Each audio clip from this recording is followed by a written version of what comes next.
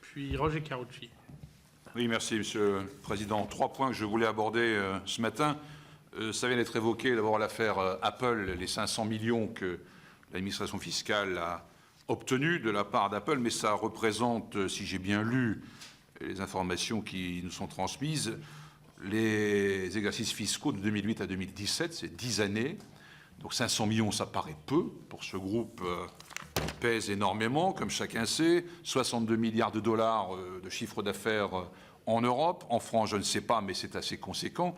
Et M. le maire disait il y a quelque temps, à juste titre, qu'on ne peut pas accepter que ces groupes qui réalisent des profits considérables payent un impôt inférieur de 14 points par rapport aux autres entreprises. Donc, est-ce que ces 500 millions, comment ça s'est négocié? Et puis, sur le fond, est-ce qu'on négocie son impôt? L'impôt, c'est la loi. Vous gagnez tant, il y a un barème, vous payez tant. Réussir à arracher 500 millions, enfin, ça me choque, cette idée. Un impôt, c'est la loi. C'est une loi de finances votée par le Parlement et ça doit s'imposer à tous les contribuables, à toutes les entreprises, avec équité. Avec équité.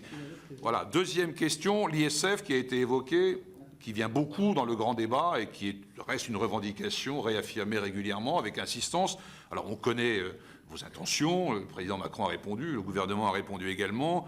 L'un des arguments, c'est de dire que cet impôt est répulsif, il fait fuir les grosses fortunes. Alors, quelques chiffres quand même pour relativiser ce phénomène. 383 départs en 2002, 666 en 2005, 800 en 2010, 784 en 2014. On rappellera qu'en 2017, le nombre d'assujettis était supérieur à 358 000 foyers. Donc il y a ceux qui partent et il y a ceux qui reviennent. Il y a des retours.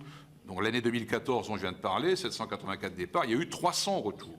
Donc il faut quand même relativiser les choses. Ça fait moins de 0,2% de départ.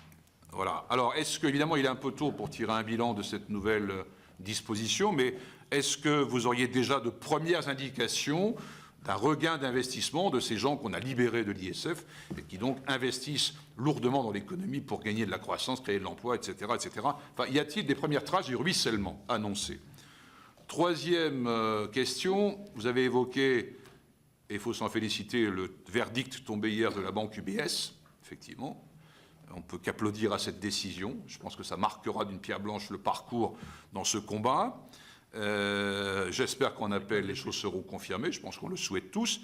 Mais est-ce que, si la condamnation était confirmée, est-ce qu'on pourra continuer à laisser le soin à UBS de faire partie de ces banques qui gèrent la dette de la sécurité sociale française avec d'autres? Mais UBS fait partie de ces dealers, voilà, de ces gens qui s'occupe de la dette de la sécurité sociale française. Est-ce qu'il n'y aurait pas un problème éthique si la condamnation était confirmée? Est-ce que UBS pourrait continuer à gérer la dette des cotisants français?